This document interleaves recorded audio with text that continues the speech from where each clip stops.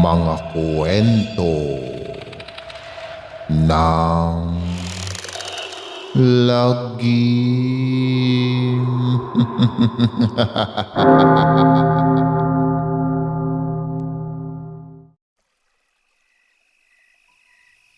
Kamusta na mga giliw naming tagapakinig?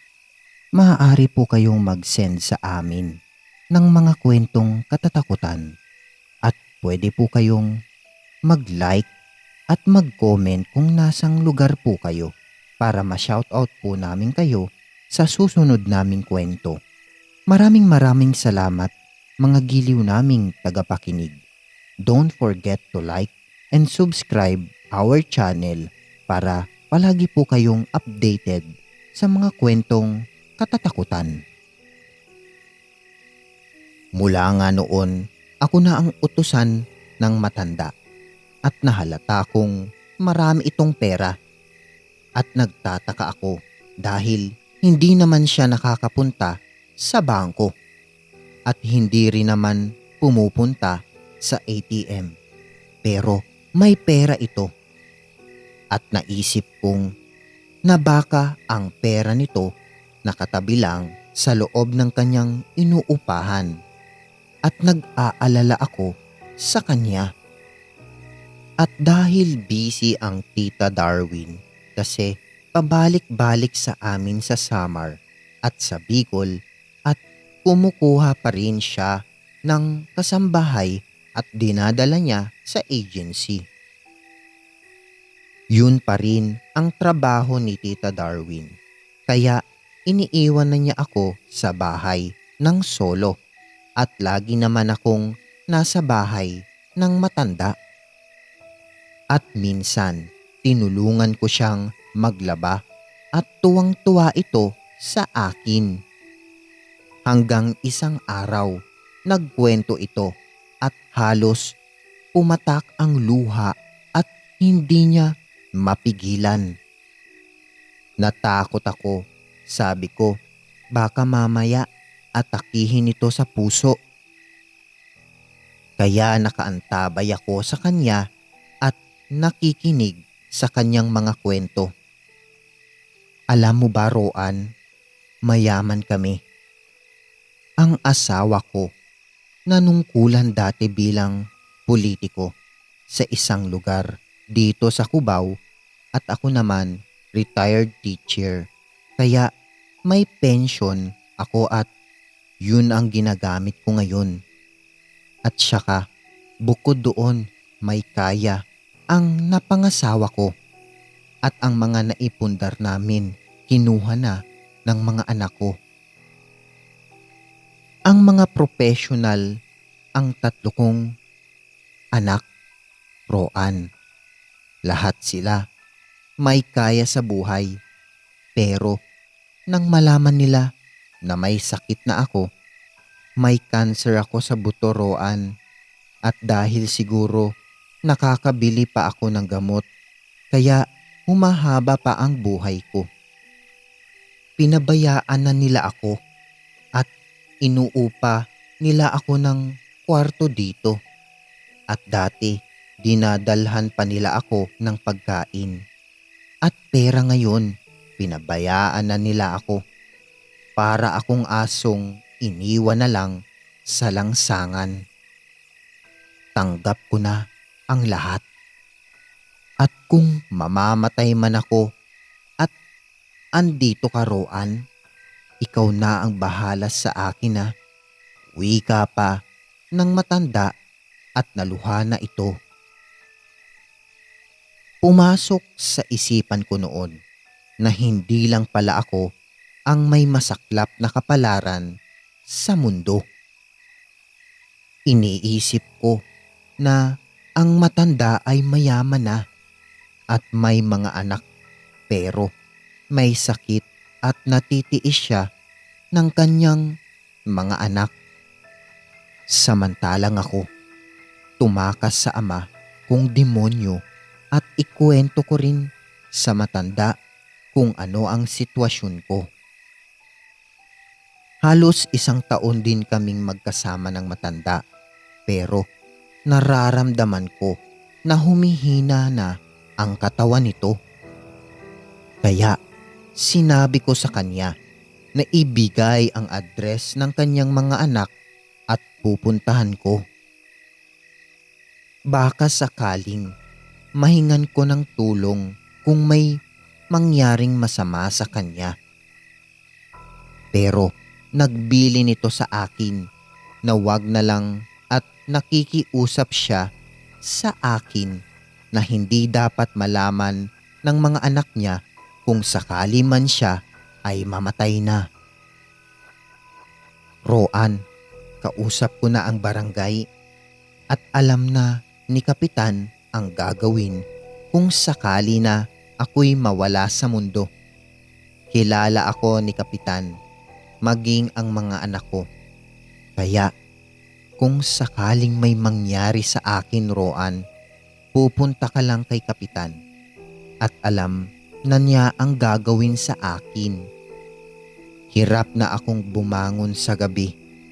Marami nang sumasakit sa bandang likod ko, lalo na ang mga tuhod ko. Kaya alam kong hindi na ako magtatagal. Ayaw kong abalahin ang mga anak ko. Hayaan na natin sila. Wika pa nga ng matanda at patuloy itong lumuluha. Maging si Tita Darwin ay dinadalaw na rin ang matanda at naaawa na rin ito. Lagi nitong bilin sa akin na wag ko daw papabayaan ng matanda dahil mabait ito at habang abala nga ang Tita Darwin at laging wala ito sa Maynila. Nangyari ang hindi ko inaasahan. Biglang hina ang katawan ng matanda at hindi na ito makatayo. Kaya halos doon ako tumutulog sa kanila. At isang gabi, tinawag niya ako at bigla itong bumangon. May ibinulong ito sa akin.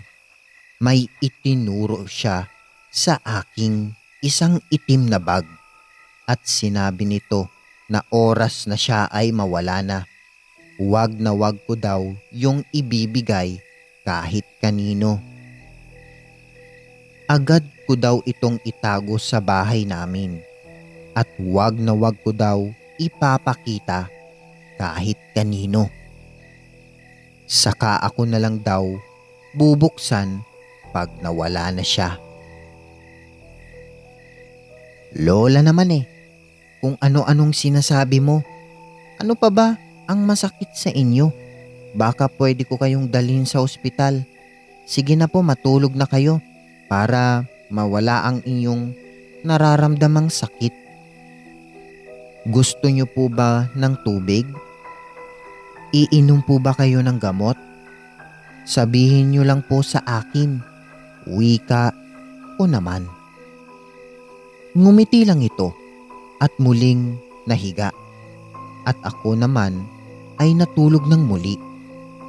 At paggising ko kinabukasan, patay na ang matanda.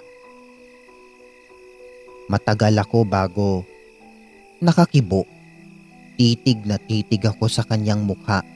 Maaliwalas ang mukha nito pero hindi na siya humihinga. At dahil ibinilin nga niya sa akin ang aking gagawin, matagal ako bago nakatayo. Nakatitig ako sa matandang naging lola ko ng halos 1 taon.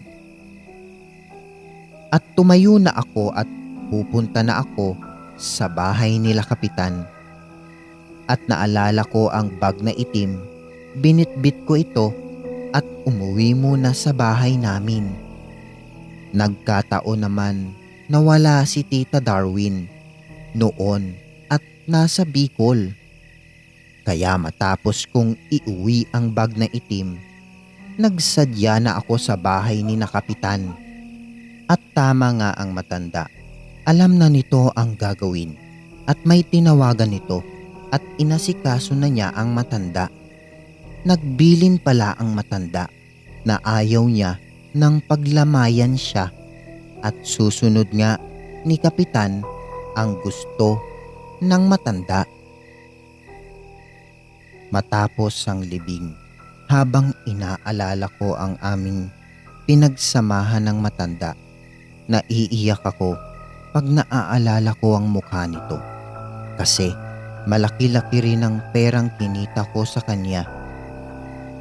Habang solo ako at ako'y naiinip, binuksan ko ang bag na ibinigay ng matanda sa akin at may sulat ito na hindi naman kahabaan.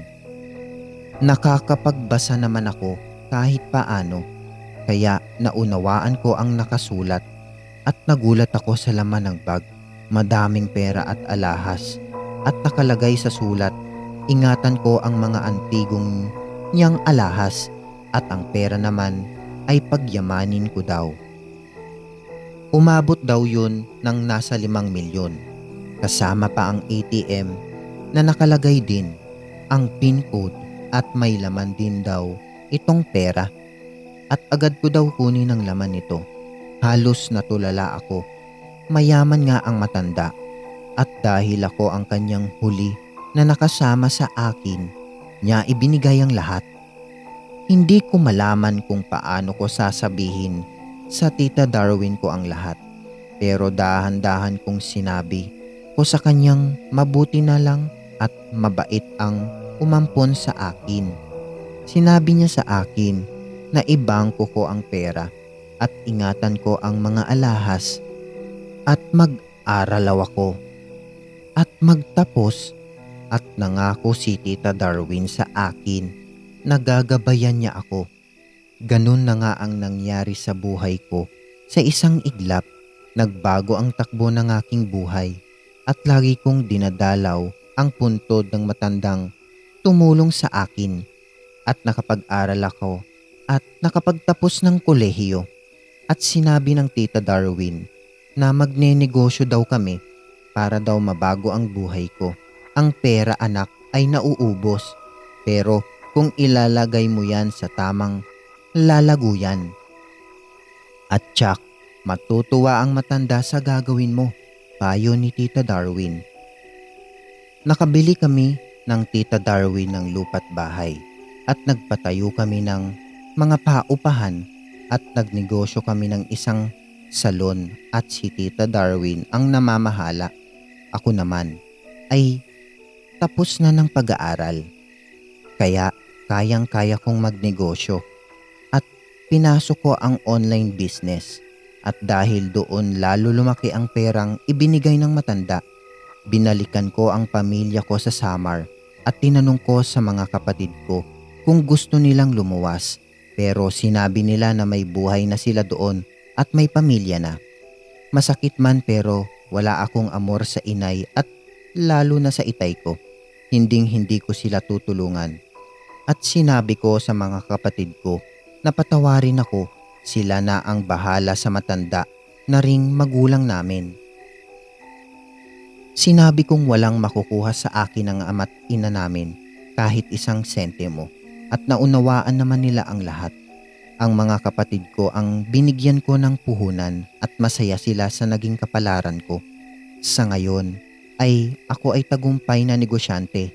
Online na kumikita ng malaking halaga buwan-buwan. Hinding-hindi na ako maghihirap kailanman at hindi ko malilimutan ang matandang tumulong sa akin.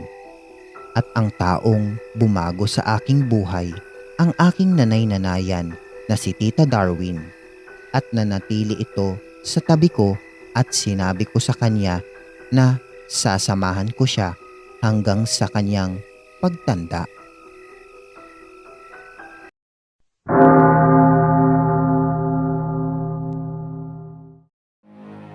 Maraming salamat mga giliw naming tagapakinig. Huwag po nating kalimutan mag-subscribe at mag-like ng ating channel para sa mga kwento ng lagi.